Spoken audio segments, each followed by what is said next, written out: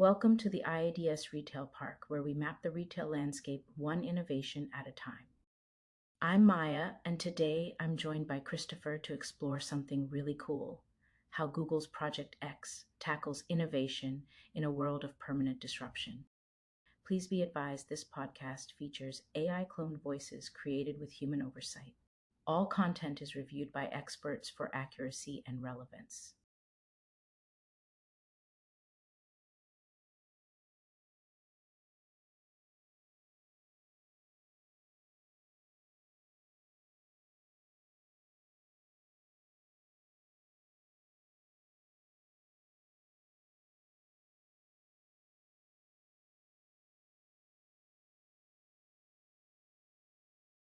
Before we dive in, an important disclaimer. Today's episode is based on research and insights from an exclusive First to DS interview conducted in May 2023. While the core principles and trends remain highly relevant, some details may have evolved since then. Now, Christopher, Project X calls itself a moonshot factory. What does that actually mean?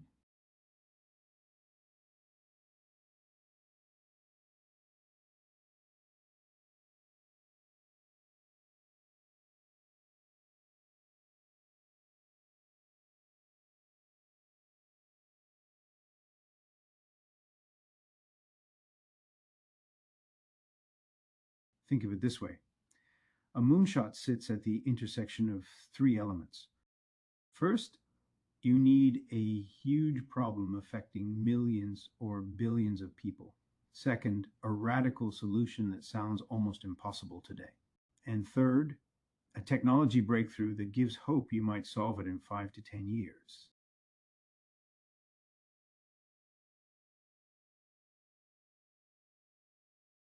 So it's not just ambitious, it's uncomfortably ambitious. Can you give us a concrete example?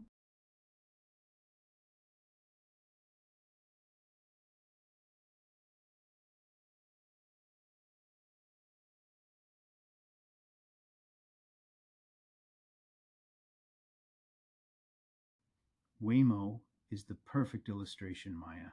1.4 million people die in car accidents every year. That's the huge problem. The radical solution? A self-driving car. And the breakthrough technology is LiDAR, machine learning paired with smart sensors that emit infrared light instead of radio waves.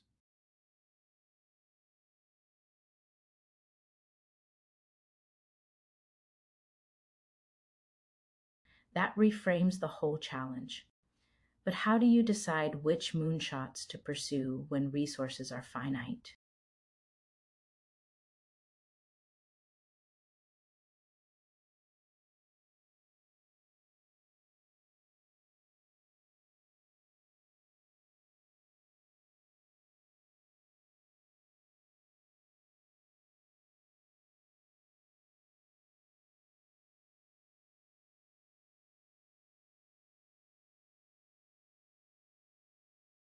There's a clear filter. Would you rather work on something with a 100% chance of helping 10 million people or a 10% chance of helping 1 billion people? Project X focuses on that second category, the higher risk, exponentially higher reward projects.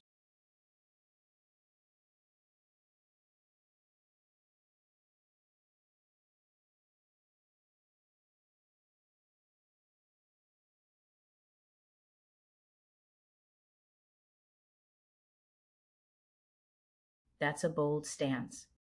And once you've selected a moonshot, how do teams actually operate?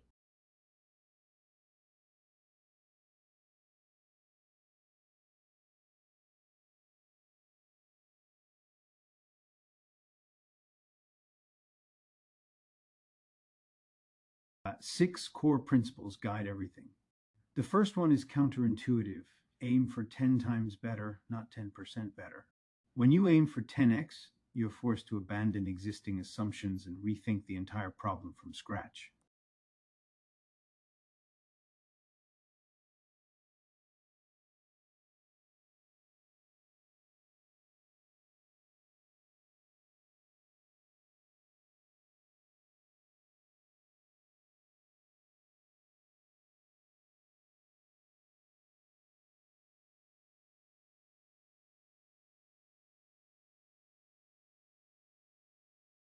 Christopher, that sounds quite liberating, but also terrifying for most organizations. Can you tell us a little bit about the second principle?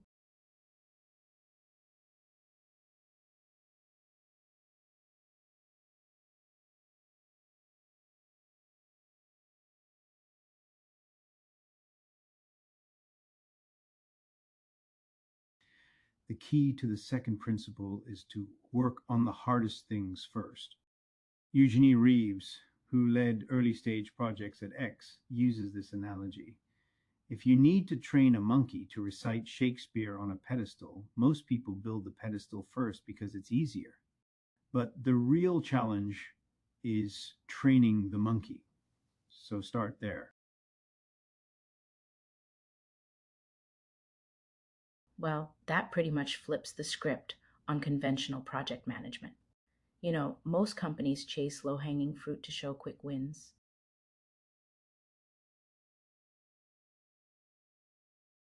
Right.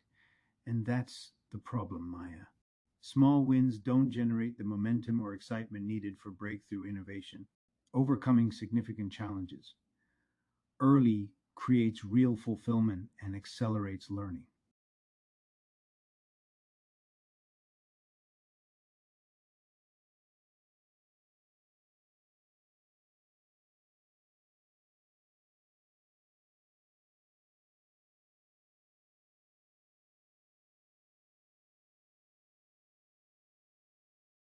Christopher, since you mentioned learning, can you tell us how Project X handles failure, especially when people are literally working to eliminate their own jobs?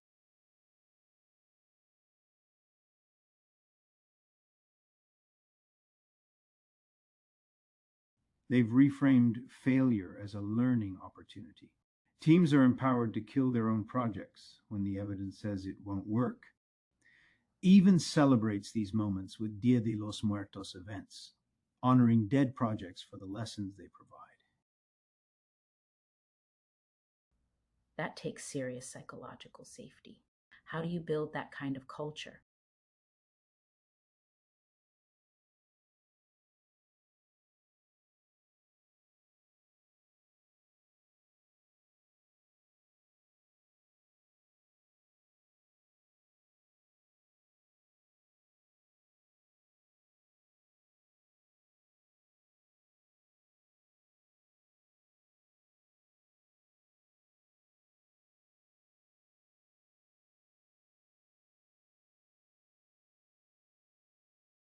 Well, to be honest, Maya, it starts with leadership. Management defines bare minimum milestones and no return points with each team up front. Everyone knows what success looks like and when it's time to pivot or stop. And critically, failure is seen as moonshot compost.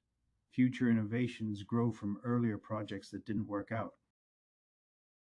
I love that metaphor. What about the principle of making contact with the real world?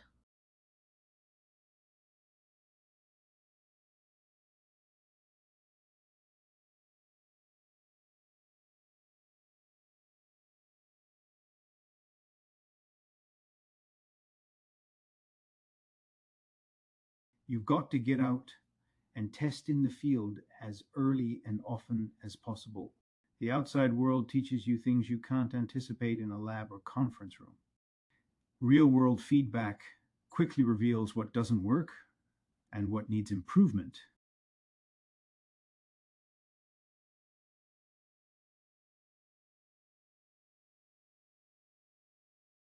That sounds straightforward, yet many companies resist it.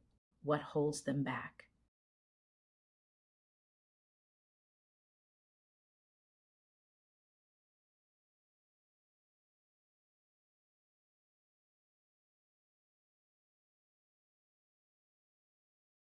Fear of being wrong, mostly. But here's another principle that helps: fall in love with the problem, not the solution or the technology. When you're obsessed with a specific solution, you become defensive when it doesn't work. But if you're obsessed with understanding the problem deeply, you stay open to new approaches.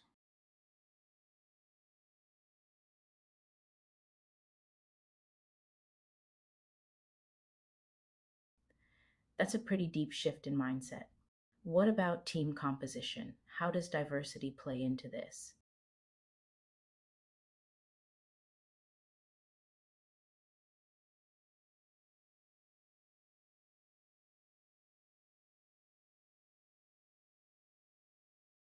Innovation happens when creativity is fueled by diverse teams, communities, and disciplines challenging each other. X intentionally assembles teams where each person's background leads to a unique perspective. People with wildly divergent paths break each other's routines and generate creative connections that wouldn't happen otherwise.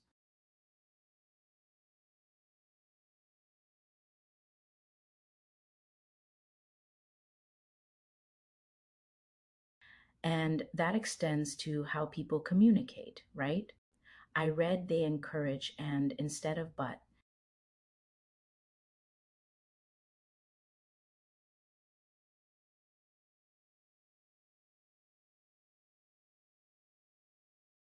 Yes, that's right, Maya. Using and invites constructive feedback and builds on ideas. However, using but tends to shut down conversations before they go anywhere interesting.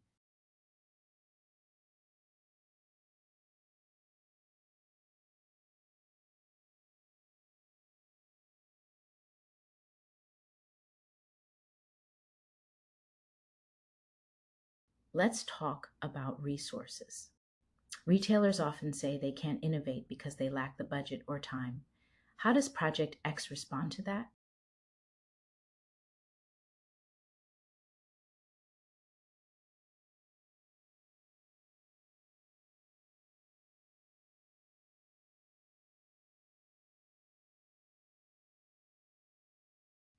Innovation should be a mindset, not just a budget line.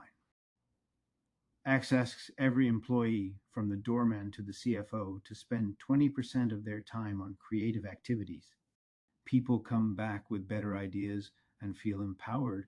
It works because employees are eager to learn and want to make an impact. 20% is pretty substantial. What does that look like in practice for retailers, Christopher? Start smaller if you need to, but commit to it. Encourage teams to innovate within their own roles. Ask how they could make their job 10 times better, not 10% better. That shift in perspective costs nothing but unlocks tremendous potential. And how are people evaluated when half the goal is killing projects?